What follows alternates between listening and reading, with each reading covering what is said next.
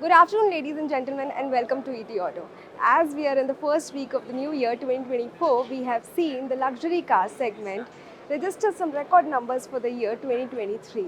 And now the market leader Mercedes-Benz India has kick-started the year with the first of the 12 launches it has scheduled for this year. It's a facelift version of its flagship SUV, the GLS luxury SUV. It comes with a price tag of 1.32 crores for the petrol version and 1.37 crores for the diesel version, and all the prices are ex-showroom.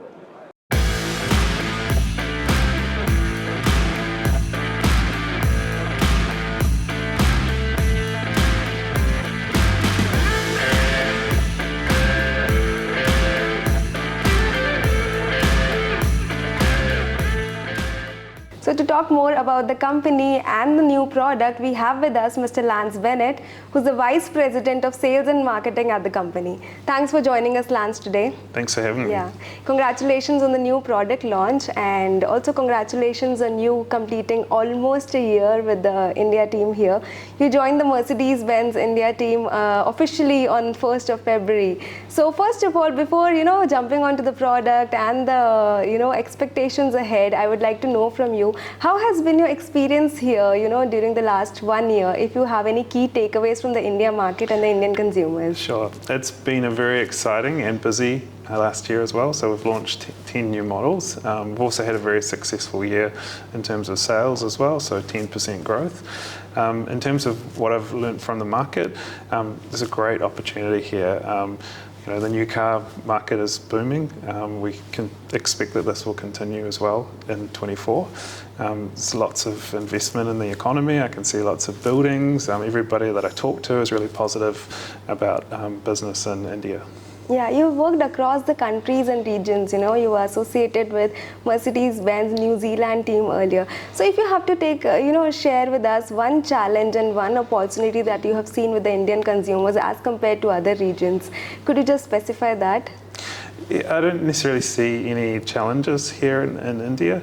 There's, as I mentioned, lots of opportunity for us to grow the luxury segment as well, and also for us to grow our electric volume and to continue to grow our top-end vehicles as well. So Indian consumers like the luxury products, and we see an opportunity for us to grow the vehicles 1 crore and above in our top-end vehicles. All right, and that's a great news actually if you don't see any challenges. But talking about 2023, 2022 and 2023 have been record years for the luxury car segment in India. So, last year the industry estimates suggest we recorded some 48,000 cars overall in the industry for the year. So, going now into the new year for 2024, how do you see the industry per se? Do you see this record-breaking numbers, continuing, or do you see some kind of saturation point reaching ahead for this year?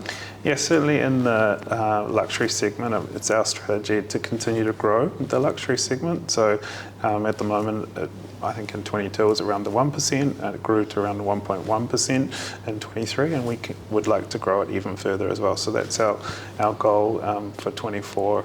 All right. And, with respect to Mercedes, what is your market strategy for 2024? Our strategy is to continue to launch new products as well. So 10 last year, 12 this coming year or this year, including 50% of those will be in that top end segment. So that sort of fits our strategy of wanting to grow the top end vehicles, and then 3 of the 12 will be electric as well.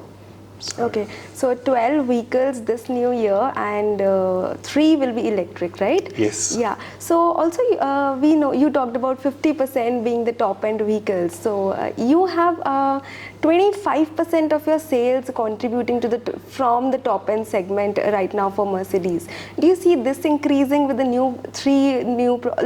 6 new products coming up this year now? Yes, it's our goal to grow the top end vehicle segment as well.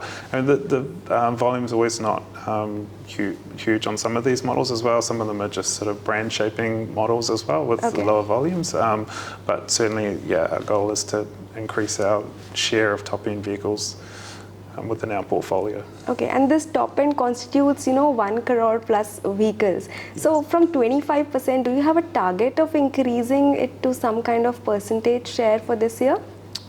Just growth on top of the 25%, and if we grow our total volume as well, obviously there's going to be more sales of top-end vehicles and more happy customers as well. Okay, and last year Mercedes shared you want to have 25% of your overall sales come from EVs in the next 4 years by 2028 probably. So how does this year look in line with that? What are you with the new products, 3 new products, 3 EVs? Are you also looking at any kind of newer initiatives towards EVs in terms of charging space or customer experience or any sort of that experience?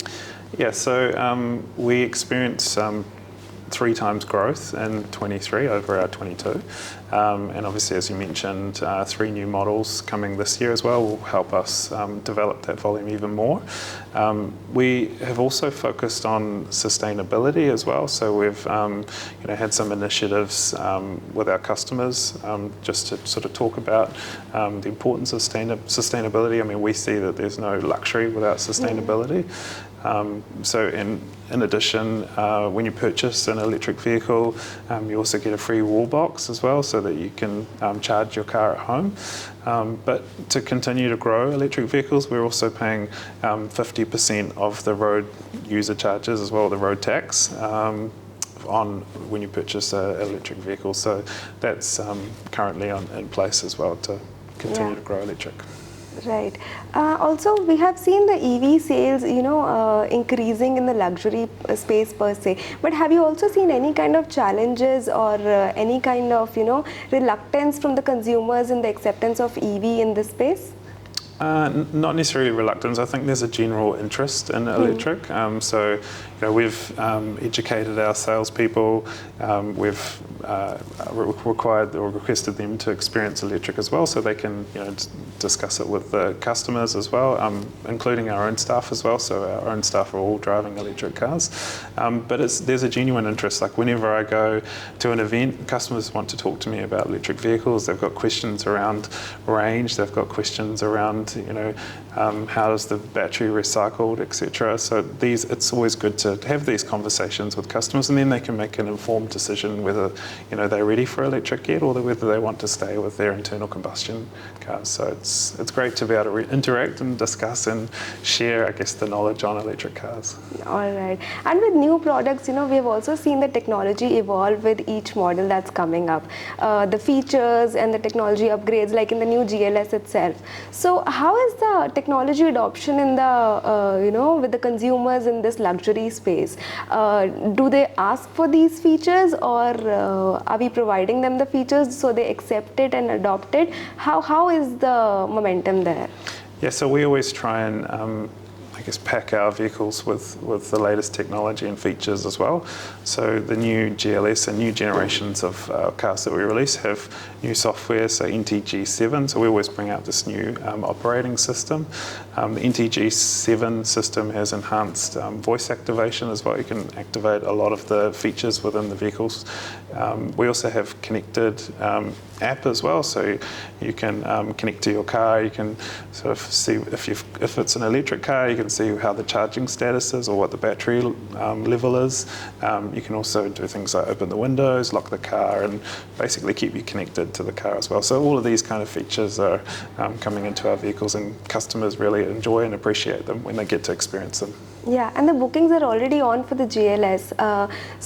Last year we have seen, the supply chain shortages happening for the last 2 years probably. It has improved since last year. Is it still on, or does this new vehicle, the luxury SUV, also come with a waiting period here? So we don't necessarily have the same kind of supply chain challenges that we did historically, but there is still a waiting list. I guess there's a lot of demand for this new product. So it's sort of between 2 and 3 months is the wait time on a new GLS at the moment. All right. Thank you so much for talking to ET Auto, Lance. And this is the first launch for Mercedes this year. And I wish you all the best for the year, the entire year. Thank you so much. Thank you very much.